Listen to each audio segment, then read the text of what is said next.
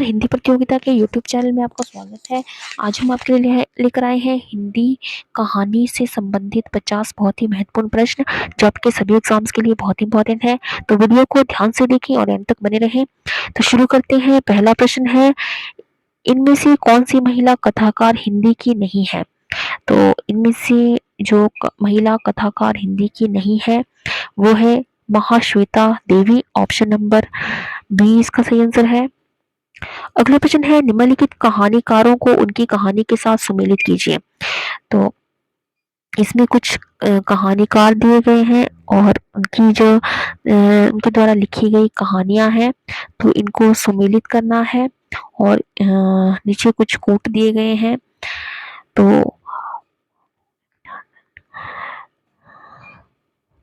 पहले है फणीश्वर नाथ रेणु। फणीश्वर नाथ रेणु जी की जो रचना है वो है ठेस।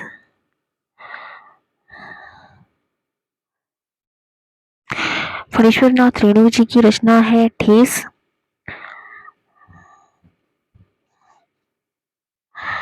और अमरकांत जी की जो रचना है वो है दोपहर का भोजन। और उषा प्रियंवदा जी की जो रचना है वो है वापसी। वापसी रचना उषा प्रियंवदा जी की है। और यशपाल जी की जो रचना है वो है पर्दा। तो अगर इसका सही सुमेलित अगर इसे किया जाए तो इसका सही आंसर होगा ऑप्शन नंबर बी, 2143। अगला प्रश्न है, फिल्म तीसरी कसम फणीश्वर नाथ रेणु की किस कहानी पर आधारित है? तो फिल्म तीसरी कसम जो है वो आधारित है मारे गए गुलफाम पर। ऑप्शन नंबर 4 इसका सही आंसर है। अगला प्रश्न है, नीली झील, राजा निर्बंसिया, जिंदा मुर्दे, कस्मे का आदमी नामक कहानियां किस कहानीकार से संबंधित है? तो ये सभी कहानियां जो है वो कमलेश्वर से संबंधित है। तो ऑप्शन नंबर 2 इसका सही आंसर है। अगला प्रश्न है, कमलेश्वर द्वारा रचित कहानी नहीं है। तो कमलेश्वर द्वारा जो रचित कहानी नहीं है वो है ऑप्शन नंबर सी, ग, एक और जिंदगी जो है वो कमलेश्वर द्वारा रचित कहानी नहीं है। अगला प्रश्न है, नमक का दरोगा कहानी के लेखक हैं। तो नमक का दरोगा कहानी के जो लेखक है वो है प्रेमचंद। ऑप्शन नंबर ए इसका सही आंसर है। अगला प्रश्न है, राजेंद्र यादव ने हिंदी की प्रथम मौलिक कहानी किसे माना है? तो हिंदी की प्रथम मौलिक कहानी राजेंद्र वर्मा ने माना है। उसने कहा था चंद्रधर शर्मा गुलेरी जी की कहानी है ये। अगला प्रश्न है, निम्नलिखित कहानियों को उनके कहानीकारों से मिलान कराएं। तो यहाँ कुछ कहानीकार दिए गए हैं, उनके द्वारा लिखी हुई कहानियां हैं जिनको आपस में सुमेलित करना है। तो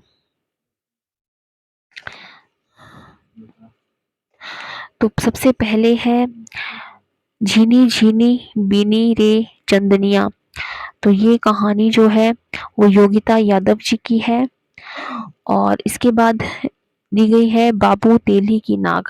तो बाबू तेली की नाग जो है वो प्रेमचंद की कहानी है। बागजू जो है वो भीष्म सहानी जी की कहानी है। और मुक्ति मार्ग जो है वो स्वयं प्रकाश जी की कहानी है।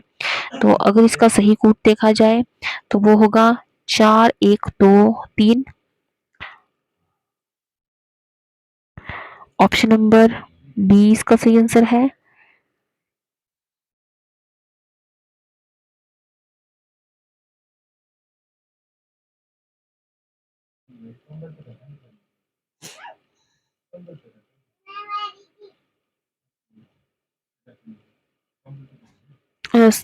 इसका जो सही कूट होगा वो होगा 4321।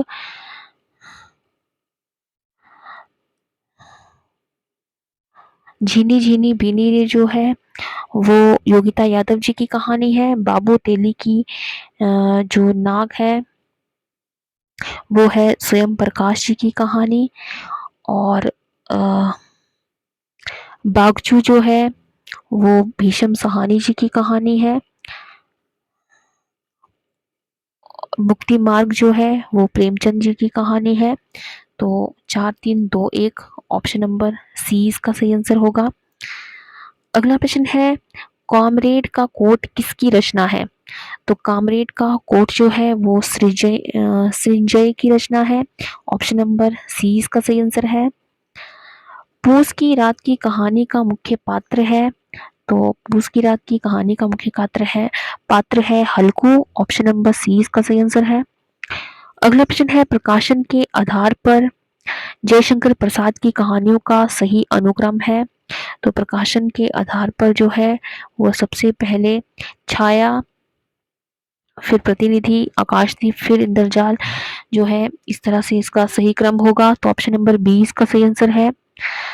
अगला प्रश्न है, वह एक रमणीय उद्यान नहीं जिसमें भांति भांति के फूल बेल बूटे सजे हुए हैं, बल्कि एक ऐसा गमला है जिसमें एक ही पौधे का माधुर्य अपने समुन्नत रूप में दृष्टिगोचर होता है। कथन किसका है? तो ये कथन दिया है प्रेमचंद ने। ऑप्शन नंबर 4 इसका सही आंसर है। अगला प्रश्न है, निम्नलिखित कहानियों को उनके रचनाकारों के साथ सम्मिलित कीजिए। तो यहाँ एक बार फिर जो है कहानी और कहानीकार को आपस में सुमेलित करना है। तो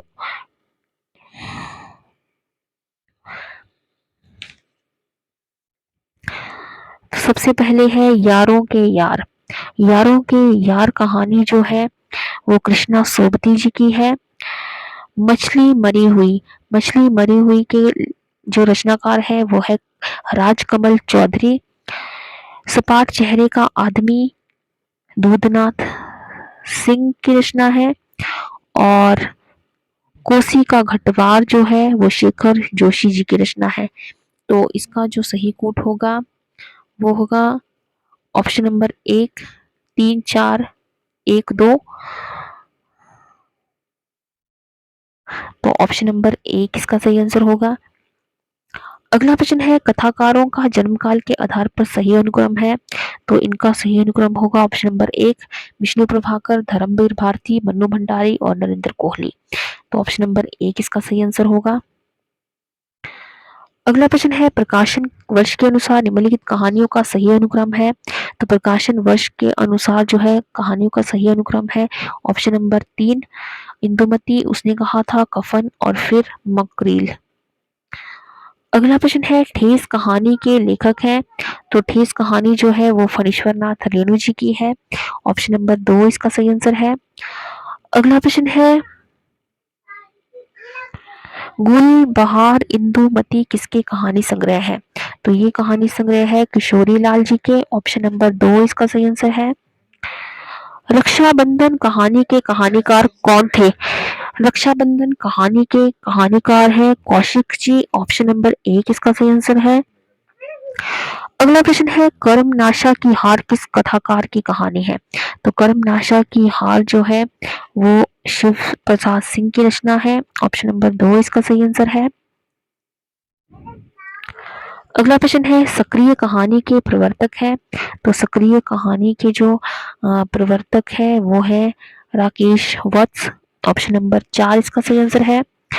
मुर्दों का गांव कहानी है। तो मुर्दों का गांव कहानी है धर्मवीर भारती जी की। ऑप्शन नंबर 2 इसका सही आंसर है।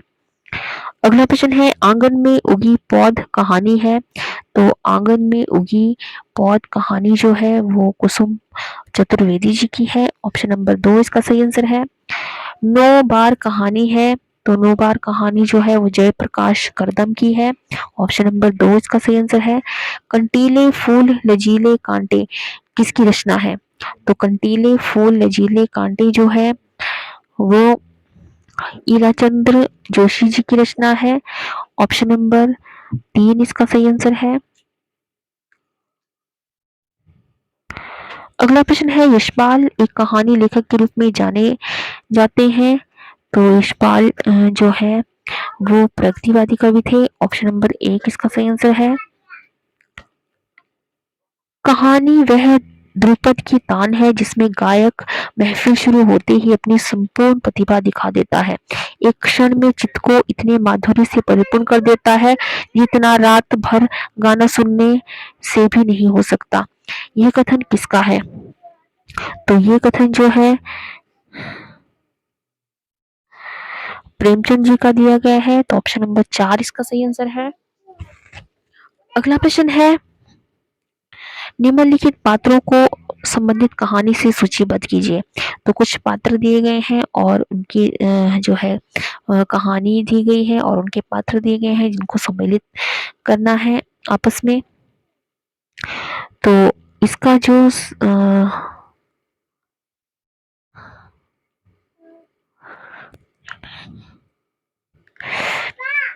तो अगर इनको सही क्रम में अगर वो सबसे पहले जो कहानी दी गई है, जो पात्र दिए गए हैं वो है प्रकाश। प्रकाश जो है वो एक और जिंदगी का पात्र है। गया जो है, गया पात्र है, गया जो है वो गिल्ली डंडा का पात्र है। गिल्ली डंडा, गिल्ली डंडा ऑप्शन नंबर 4 जो है यहाँ पे नहीं, कुछ प्रिंटिंग में मिस्टेक हो चुकी है। तो गिल्ली डंडा का जो पात्र है, गया गिल्ली डंडा का पात्र है। और गजाधर बाबू जो है वो वापसी कहानी के पात्र हैं। और मधुलिका जो है वो पुरस्कार कहानी की पात्र है। तो कोट अगर सही मिलान किया जाए तो ऑप्शन नंबर 3 इसका सही आंसर होगा। 3 4 2 1। अगला प्रश्न है, निर्मल वर्मा की परिंदे कहानी को किसने प्रथम कहानी माना है? तो निर्मल वर्मा की कहानी को प्रथम कहानी माना है नामवर सिंह ने। ऑप्शन नंबर 3 इसका सही आंसर है। अगला प्रश्न है, फूलों का कुर्ता कहानी संग्रह है। तो फूलों का कुर्ता कहानी संग्रह जो है वो यशपाल जी का है। ऑप्शन नंबर 1 इसका सही आंसर है। अगला प्रश्न है, प्रकाशन वर्ष को उनसे संबंधित कहानी से मिलान करें। तो प्रकाशन वर्ष के अनुसार जो है,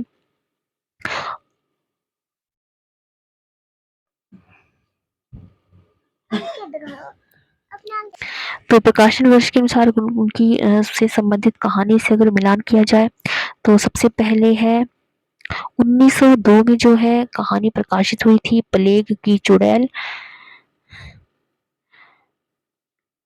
और 1901 में 1902 में जो है वो प्लेग की चुड़ैल प्रकाशित हुई थी। 1902 में जो है वो एक टोकरी भर मिट्टी प्रकाशित हुई थी। और 1915 में जो है उसने कहा था कहानी प्रकाशित हुई थी। और 1931 में जो है वो बेघर कहानी प्रकाशित हुई थी।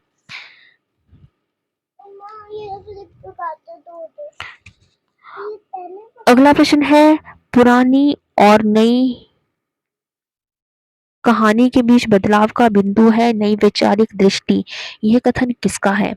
तो ये कथन दिया गया है कमलेश्वर जी के द्वारा। ऑप्शन नंबर 1 इसका सही आंसर है। अगला प्रश्न है, समकालीन कहानी आंदोलन के प्रवर्तक है। तो समकालीन आंदोलन के प्रवर्तक है महीप सिंह। ऑप्शन नंबर 1 इसका सही आंसर है। किस पत्रिका में समानांतर कहानी आंदोलन का जमकर विरोध किया गया? तो समानांतर कहानी आंदोलन का जमकर विरोध किया गया है धर्मयुग में। ऑप्शन नंबर 1 इसका सही आंसर है, धर्मयुग। अगला प्रश्न है, निम्न में से कौन सी कहानी मोहन राकेश की नहीं है? तो मोहन राकेश की कहानी जो नहीं है वो है पागल कुत्तों का मसीहा। ऑप्शन नंबर सी इसका सही आंसर है। अगला प्रश्न है, नई कहानी की बृहत्त्रयी में कौन शामिल नहीं है? तो नई कहानी की बृहत्त्रयी में जो शामिल नहीं है वो है शेखर जोशी। ऑप्शन नंबर ख इसका सही आंसर है। अगला प्रश्न है, अगली सुबह कहानी के कहानीकार कौन है? तो अगली सुबह कहानी के कहानीकार है मृदुला गर्ग। ऑप्शन नंबर 1 इसका सही आंसर है। अगला प्रश्न है, निर्मल वर्मा का पहला कहानी संग्रह है। तो निर्मल वर्मा का पहला कहानी संग्रह है परिंदे। ऑप्शन नंबर सी इसका सही आंसर है। अगला प्रश्न है, प्रकाशन वर्ष के अनुसार निम्नलिखित कहानियों का सही अनुक्रम है। तो प्रकाशन वर्ष के अनुसार अगर सही अनुक्रम देखा जाए तो ऑप्शन नंबर 4 इसका सही आंसर होगा। फांसी, बिखरे मोती, सप्तमी के बच्चे दो बांके, तो इस तरह से इसका सही क्रम होगा। अगला प्रश्न है निम्नलिखित में से कौन सा कहानी संग्रह रेणु जी का नहीं है? तो रेणु जी का कहानी संग्रह जो नहीं है वो है गरीबी हटाओ। ऑप्शन नंबर 4 इसका सही आंसर है। अगला प्रश्न है कौन सा कहानी संग्रह प्रेमचंद जी का नहीं है? तो प्रेमचंद जी का कहानी संग्रह जो नहीं है वो है मोहब्बत की राहें। ऑप्शन नंबर 3 इसका सही आंसर है। अगला प्रश्न है निम्नलिखित में से कौन सी कहानी राजी सेठ की नहीं है? तो राजी सेठ की कहानी जो नहीं है वो है जहानवी। ऑप्शन नंबर 4 इसका सही आंसर है। अगला प्रश्न है इनमें से कौन सी शिशु संवेदना कहानी नहीं है? तो शिशु संवेदना कहानी जो नहीं है वो है दो सखियां। ऑप्शन नंबर 4 इसका सही आंसर है। मैत्रेयी पुष्पा की कहानी है, तो मैत्रेयी पुष्पा की कहानी है चिन्हार ललमनिया गोमा हस्ती है, तो ये सभी इनकी कहानियां हैं। ऑप्शन नंबर 4 इसका सही आंसर है। चित्रा मुदगल की कहानी है, तो चित्रा मुदगल की कहानी इनमें से कोई भी नहीं है, तो ऑप्शन नंबर 4 इसका सही आंसर होगा।